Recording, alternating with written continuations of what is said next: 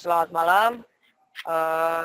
Di sini saya dan kelompok saya akan menjelaskan tentang port USB yang beranggotakan Nurjaman IF17B, saya Sia IF18E, Jordi IF.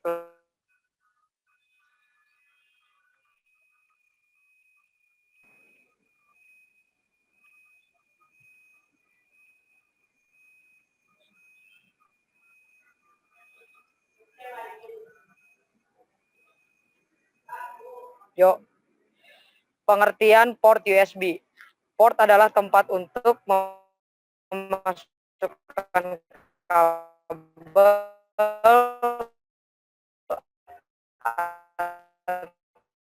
atau periferal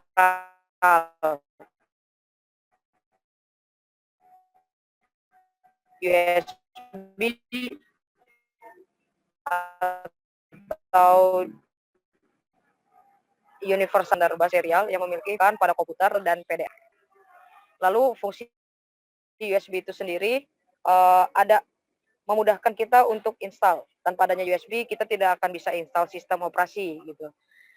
Biasanya laptop yang bagi laptop yang tidak menyediakan CD-ROM itu install memakai USB untuk menghubungkan komputer dengan keyboard. Beberapa komputer mengalami masalah keyboard, jadi bisa dihubungkan dengan USB. Lalu menghubungkan komputer dengan ada banyak fungsi lainnya. Semisal menghubungkan mouse dengan komputer, menghubungkan layar komputer, dan lain sebagainya.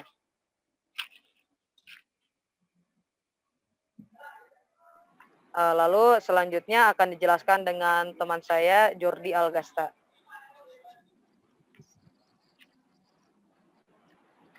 Cara kerja USB. Sekilas ketika kita memasukkan flash disk ke port USB, akan langsung terlihat bagaimana cara kerja USB. Untuk sederhananya begini. Ketika kita memasukkan perangkat yang akan terhubung ke USB, OS akan mendata perangkat apa yang terhubung dan menyiapkan memori untuk perangkat tersebut. OS akan mencari dan memilihkan tipe transfer data yang sesuai dengan perangkat yang kita sambungkan. Bisa interrupt untuk perangkat dengan transfer data kecil layaknya mouse dan keyboard. Untuk perangkat dengan transfer data besar layaknya printer dan isochronous, untuk perangkat dengan transfer data dua arah seperti speaker dan webcam. Berikut jenis-jenis konektor USB ya. Ada Type A, Type B, Type Mini A, Type Mini B, Type Micro A, Type Micro B, Type Micro B, USB 3.0 dan Type C. Nah, berikut penjelasannya. Untuk konektor USB Type A, Type A itu konektor yang berbentuk persegi panjang yang biasa dipasangkan pada komputer. Untuk konektor USB Type B berbentuk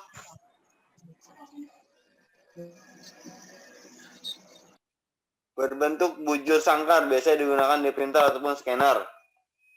Konektor mini USB yang digunakan pada perangkat ponsel atau kamera, meski sangat jarang penggunanya, bentuknya lebih kecil dari konektor USB Type A atau Type B.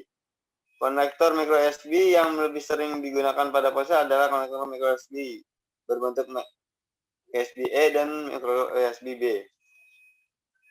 Kemudian yang baru saat ini ada USB Type C, yaitu konektor USB yang dipasangkan secara terbalik atau reversible, banyak digunakan pada smartphone, PC, dan laptop. Berikut penjelasan kabel dari USB.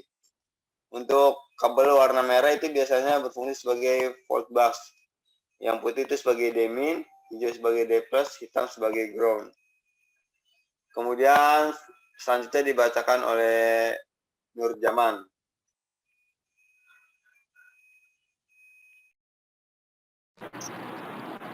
Oke, selanjutnya akan dijelaskan oleh saya, yaitu sejarah perkembangan tentang USB 1.0.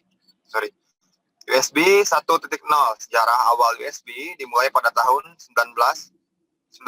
Pada tahun ini, USB versi 1.0 diperkenalkan.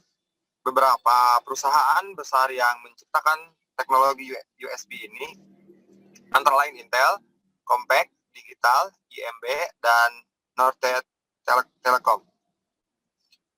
Keberadaan USB 1.0 secara berangsur-angsur dimaksudkan untuk menggeser fungsi berbagai konektor yang biasanya berada pada panel belakang sebuah PC dan menggantinya dengan sistem USB. Sebenarnya terdapat dua macam USB 1.0 yang masing-masing memiliki perbedaan dalam hal kecepatan. Dua macam USB 1.0 tersebut adalah USB 1.0 low speed dengan kecepatan transfer data 1,5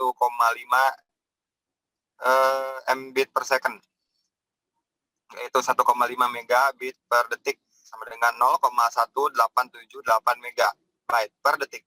Dan USB 1.0 full speed dengan kecepatan transfer data 12 Mbit per second dalam kurung 1.5 Mbit per detik. Selanjutnya USB 2.0. Setelah itu pada April 2000 diluncurkan USB versi 2.0 yang menggunakan standar dari USB EF, yaitu Implementer Forum. Pada akhir tahun 2001, beberapa perusahaan besar ikut mendevelop USB 2.0 ini, sehingga akhirnya USB 2.0 memiliki kemampuan transfer rate hingga data 480 MB per second. Jumlah dibandingkan dengan USB 1.0 yang hanya memiliki data transfer 12 Mbit per second. USB 2.0 juga mampu dimanfaatkan untuk menjalankan berbagai perangkat USB secara simultan dalam waktu yang bersamaan tanpa mengalami gangguan. Selanjutnya yang terakhir yaitu USB 3.0 pada September 2007 diperkenalkanlah USB 3.0 pada versi 3.0 ini. Dan transfer rate mampu meningkat tajam hingga 10 kali lipat dibandingkan versi sebelumnya. Maka dari itu USB 3.0 ini disebut Super Speed USB. Dan uniknya USB 3.0 ini juga mendukung versi sebelumnya dengan artian konektornya juga bisa digunakan untuk USB 2.0. Di mana ini dikenal dengan nama backward compatibility. Next. Nah, selanjutnya kelebihan USB yaitu kecepatan yang tinggi. Memiliki kemampuan untuk transfer data sangat cepat. Biasanya data yang melalui USB akan dipotong-potong dengan ukuran 64 byte. Fleksibel dalam penggunaannya. Yaitu USB memudahkan kita dalam menghubungkan berbagai perangkat ke komputer, sehingga kita tidak perlu menyambungkan kabel tertentu agar sebuah perangkat bisa terhubung ke komputer.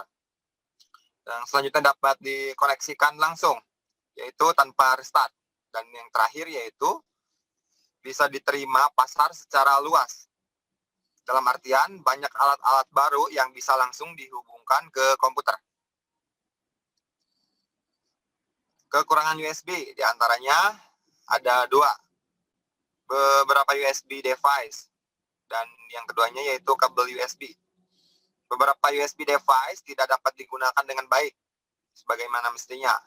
Dan yang terakhir yaitu kabel USB hanya memaksimalkan 15 kaki dalam kurung 4,5 meter. Sekian mungkin presentasi dari ini. Lebih dan kurangnya mohon dimaafkan. Wabillahi taufiq wal hidayah. Wassalamualaikum warahmatullahi wabarakatuh. Waalaikumsalam warahmatullahi wabarakatuh. Terima kasih Ibu Girum dan Cenisya.